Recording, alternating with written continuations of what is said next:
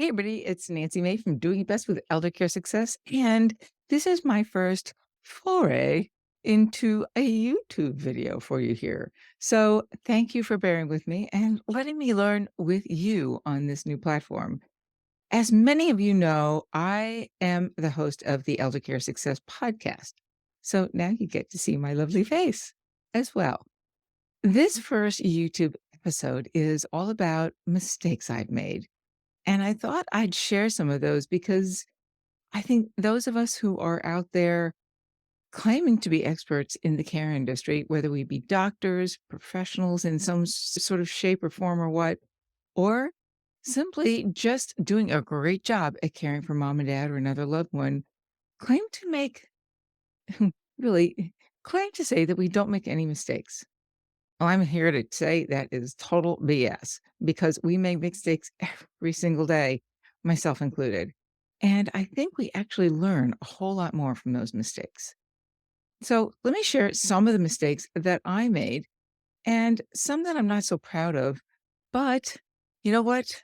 I've learned a lot more since then, and I can share that with you. So, being the oldest daughter of originally 3 children, my baby sister passed away when she was 3 and I was about 5, and some of you already know that story in the podcast, the audio podcast version, which I'll put a link of in the notes here. But that was a tough time for my folks, and as I move forward to actually looking at my time as a caregiver for them from 1,200 miles away, yeah, there were some bumpy rides that we all had. Some of the first mistakes I made were really sort of ignoring that mom even had a problem. We always had a great relationship, and dad too, although dad was always the head of household as guys were, or dads were really in the generation of they call it the silent generation, the World War II folks.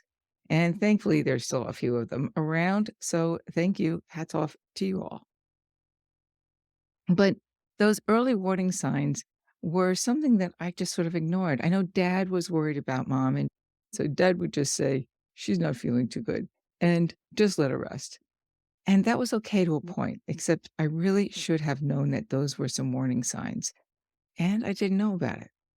The other warning sign that I should have recognized and made a mistake of not doing something about was a time when I was down visiting Florida, where mom and dad were living and where I'm living now with my husband and family, was that she had a temper tantrum when I got back home from Connecticut one day and had taken a box of material that my dad had given me. We're all family pictures. There were nothing really of any significant financial value, although probably some sentimental value.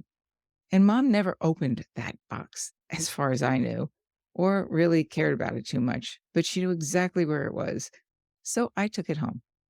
Unbeknownst to me, she was pissed as hell. And I became the, I guess the butt is the word of all her anger. And sadly, I did not know that mom cared something about that little tin box. There was nothing particularly special about it. So here are some of the things that I ignored, and I call them some of my greatest mistakes early on.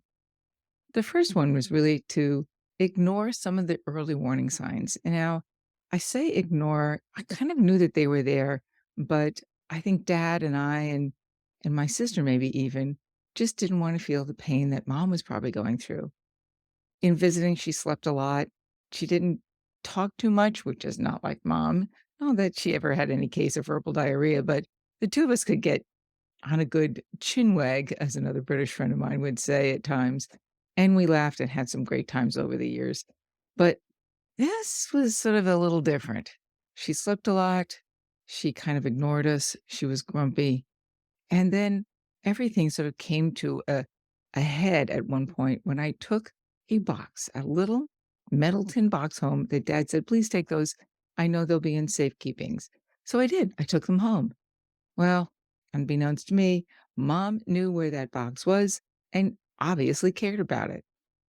So when she found out or discovered, she asked me on the phone one day and she said, "Did you take that box home?" And I said, "Yes, I did." She called me a thief, a bitch, a witch, everything that there possibly could be. And I was devastated because this was not my mother, and it was not the relationship that we had. So after that episode, I called my sister, not in tears because I'm not a bit of a crier, but really very disturbed about the relationship and the conversation that we had. And my sister said, "Ah, now you know what I dealt with when mom went through menopause and you were in college. Good for you." Well, I'm not sure she actually said good for you, but she did laugh. And mom and I didn't talk for several months. I would call down and talk to dad. And when mom answered the phone, I would just say, "Give me to dad." And that was it. So, 2 pig-headed women butting heads on something that was as simple as just a tin box and some family photos. So those were the beginning stages of some of the mistakes that I made. Yeah, I'm a little belligerent, but I think mom is too, and I think we all are at times. The other big mistake that I really regret, and this is one that I have also shared on my podcast, is that I really tried to grieve the loss of mom and dad early on, thinking that if I got through that point now while they were still alive, I could enjoy who they were, what they were, our lives together, kind of grieve without having to deal with the pain and suffering when they actually did, and that I would be whole and strong.